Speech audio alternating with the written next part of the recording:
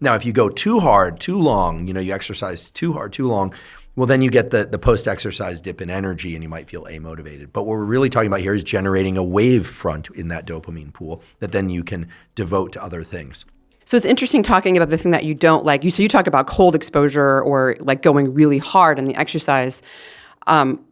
How does exercise generally affect the dopamine system? And does it depend on how much you enjoy doing it? Like the nice run on the beach. Great question. There is unfortunately not as much data about this, about the influence of exercise on dopamine. There's some, but because it requires ideally brain imaging and exercise involves movement, it's been harder to do those sorts of experiments because people are in the magnet, often with a bite bar, and like your head has to stay stable. But in the case of cold water exposure and looking at the catecholamines, it was by blood draw. And I want to be fair, the levels of dopamine and other chemical increases by blood draw in the body don't always correlate directly. In fact, they never correlate directly with brain level changes in these chemicals, but they're loosely correlated. As one goes up, the other goes up. As one goes down, the other goes down. But unfortunately, we don't have great, real-time imaging of dopamine release or dopamine levels, with like a skull cap that you could, run without a bunch of equipment next to you. So there aren't as many studies about this, but there are some using blood draws because people can run on a treadmill, take blood and look, and certainly people can be scanned in the scanner as well. We know that intense exercise deploys the catecholamines. We know that. We know cold water does it as well. And a number of other things will as well. People playing a monetary reward game is the typical way this has been done in the lab while people are in a scanner. There's also some interesting data I just want to mention in 2 sentences where the way that the dopamine system is kind of checking off milestones. I talked before about pursuit, milestone. The human brain has a capacity to create long milestones like a 4-year degree or a marriage or, raising a kid, and also moment-to-moment milestones. There was an interesting experiment also published, I believe, in Neuron. I have to go back and check, but certainly Cell Press Journal by my recollection, that had people watching a sports game.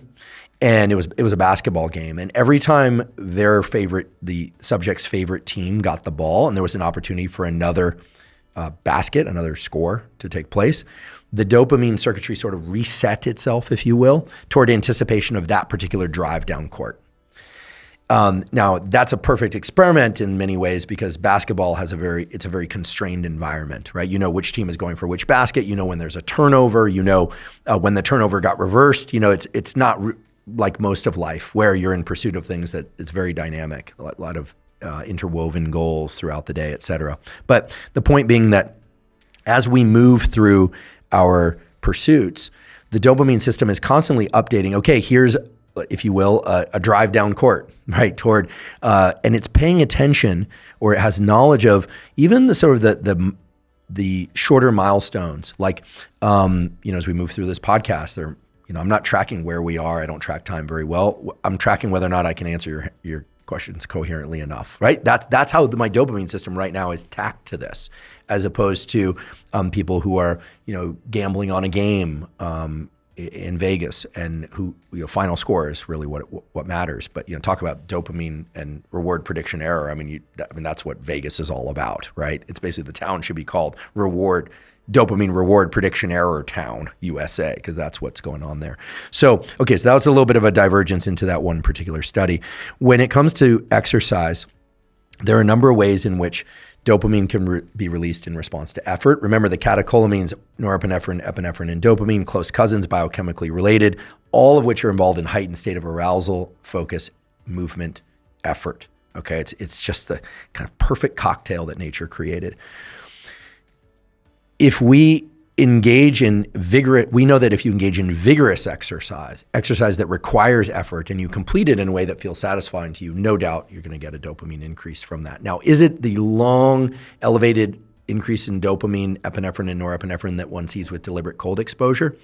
That's going to be pretty nuanced. It's going to depend on the nature of the exercise. I don't know. I suspect no.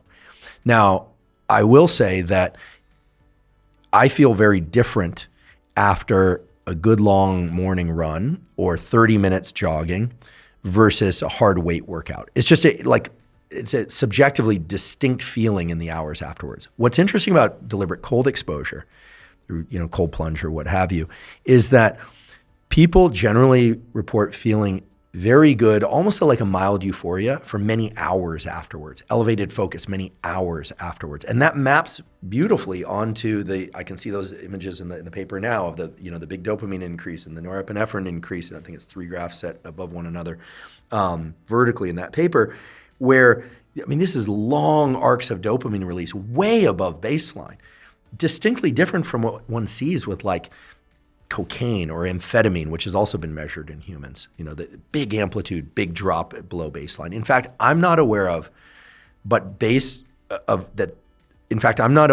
that what I'm about to say is always true, but in that paper about deliberate cold exposure, I did not see, probably because they didn't look out that far, a drop in those catecholamines below baseline. It may be that it just elevates and then tapers down to baseline again. Remember, the slope of the line, the faster you get up to a peak, the more of a drop below baseline. This is why people who smoke crack cocaine faster into the system than if they bring cocaine into their system by snorting it or orally. Okay, we know this. The route of administration has a lot to do with the amplitude of the dopamine peak and how far below baseline it drops afterwards. This is one of the reasons why certain forms of drugs of abuse are far more reinforcing than others.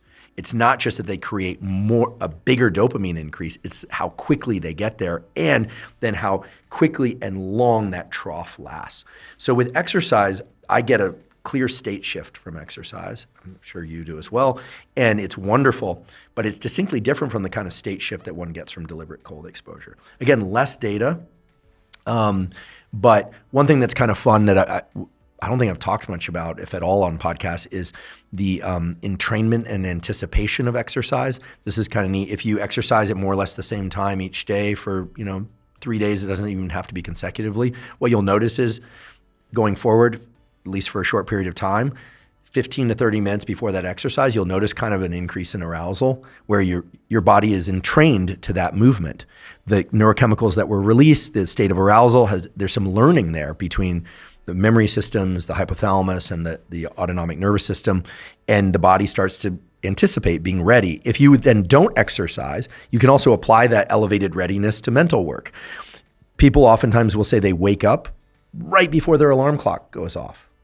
Wild, right? You wake up, you look at your clock, it's like 1 more minute. What's going on? Well, assuming the clock didn't make some sort of noise, like a click or something like that, it's the entrainment to that waking up time. Even in sleep, your body is clocking time. Your brain is clocking time. And then you wake up and then the alarm goes off. The same thing is true if you exercise at the same time. And this is what's really interesting. If you exercise at more or less the same time, you can use that elevated arousal at that time to exercise or do other things. But then there's the post-exercise increase in whatever mental state you happen to exit that exercise from. Again, I say it that way. I'm not trying to be wishy-washy here because I find that a 8-minute HIIT workout is distinctly different from a long jog, is distinctly different from a hard leg day in the gym when it comes to how you feel afterwards. Each one has to be neurochemically distinct and hormonally distinct. And in the laboratory, unfortunately, most of the studies have been done like treadmilling or swimming. There aren't a lot of studies looking at the neurochemical changes that are the consequence of different types of exercise, especially things like HIIT and resistance training. I'm sure there are a few, I'm not aware of them, but they're far fewer than just cardio because it's harder to get people to come in and do a hard hack squats or something like that. I think the biggest changes that's been done really with high intensity exercise and versus lower intensity or moderate would be looking at lactate and how that affects norepinephrine and other things. But it's the entrainment thing is interesting because I'm wondering if let's say you have someone who is not motivated to exercise, and the best thing you can do is get them a coach, right? That's going to help. Right. But if you can get them to do the 3 or 4 days in a row at the same time, then on the 5th or 6th day at that same time, are they going to now, because they have that, like you were saying, that motivation, yep. that anticipation, which is tied to the dopamine system, then maybe you're going to tap into that, okay, we're going to get some of that motivation. So it would be interesting to come up with a protocol, how long is it, how many days of training the same time of day, can we get someone who is completely unmotivated to exercise? They haven't experienced it, right? I would say 3 to 7 days. If we, based on our understanding, of how the autonomic nervous system can learn, and how the dopamine system plays into that, 3 to 7 days, maybe not even consecutively. I mean, I always say that the most important thing with exercise, if I were going to write a chapter on exercise, is number one, don't get hurt. But that doesn't mean don't do it, but don't get hurt, because the best way to get and stay in great shape in your life is to not get hurt, right? I mean, so you don't want the new exerciser to injure themselves, but 3 to 7 days. They should then on the 8th day or on the 4th day, left to their own devices, feel the energy in their body 15 to 30 minutes before doing that exercise. And hopefully they would just do that. I mean, I think that people rely often too heavily on psychological motivators, and we overlook this entrainment phenomenon, the ability for our body to entrain to certain times. For instance, it's a terrible thing, but I like to get up, hydrate, caffeinate, slowly do some mental work. And then my ideal training time, if I ever retire, I don't know that I ever will, but would be to train mid-morning, like 10:30. Amazing. I love it. My workouts are always best, et cetera. But my life isn't organized that way. So I like to try and exercise within an hour of waking up. But I have to drink caffeine first. I don't do my 90-minute delay thing. I drink my caffeine first if I'm going to exercise right away. And I should say that for people that feel amotivated, what do we do generally? We consume things like caffeine, which, as we know, disrupts the adenosine system. So adenosine being a molecule of sleepiness or fatigue, also upregulates dopamine receptors, incidentally. It's actually shown in human dopamine receptors, pretty interesting there. Regular caffeine consumption very likely increases the sensitivity and or number of dopamine receptors available. So whatever dopamine is released can have, quote unquote, more of an effect in terms of motivation and reward. People will take nowadays, and I'm not passing judgment here, but there's a lot of use of things like Adderall, modafinil, Vyvanse, stimulants. What do all those stimulants do? They release the catecholamines, mainly dopamine and epinephrine. They are amphetamines. Okay, people go, oh my goodness, speed. Yep, that's what they are. Again, not passing judgment. They can have certain positive effects for certain clinical issues in some cases. Again, not promoting or discouraging, just stating the reality. But what do people do? They take stimulants. What did I do right before this podcast? I'll come clean. I don't hide these things. I've been experimenting lately with 2 milligrams of nicotine, in the form of gum. I don't smoke, vape, dip, or snuff. Those are all bad, carcinogenic, et cetera. I know people say vaping's not as bad as smoking. Vaping's bad, okay? It's as bad as smoking? Probably not, but it's not good for you. Don't vape. I just got some enemies, but that's my read of the data. More coming. But nicotine taps into the acetylcholine system, increases focus. It also will tap into the epinephrine and dopamine system. It's highly reinforcing, so I limit myself to 2 milligrams, maybe 4 times a week total. And I'm thinking about stopping altogether because I'm just running this as an experiment on myself. And it really, really works for me. What does it do? It makes me more alert, more motivated. That also scares me. It's not, and many people I know that they're these pouches that come in canisters. I've never tried them. I don't want to. Those are generally 4 to 8 milligrams of nicotine per pouch. I hear over and over again that people take one, they love it, take 1 pouch. They then will do 2 a day, 3 a day, and pretty quickly they're consuming a canister or so, if not every day, every couple of days. So it's a very quick route to, let's just call it habit. Is it addictive? Maybe. Is it habit forming? Clearly. And this is becoming all the rage now. I don't recommend it. Nicotine is a vasoconstrictor, which isn't good, raises blood pressure, et cetera. There's some evidence that nicotine can be a cognitive enhancer, and maybe later in life, it might be something that I'll return to for that reason. But it does have certain health hazards.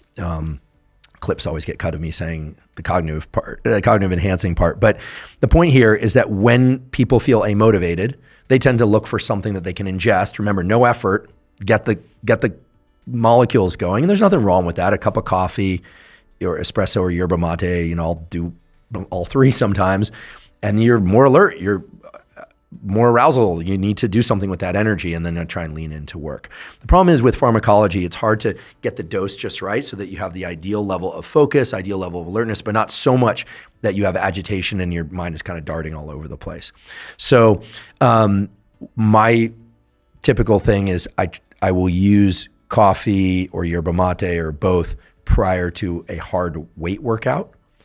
But when it comes to cardio, I try and do my cardio without any caffeine or even, and certainly no excessive caffeine, maybe a half a cup of coffee, maybe a yerba mate or two, and then just get out and go run in my case, or do the HIIT workout and let the workout itself be its own source of neurochemicals.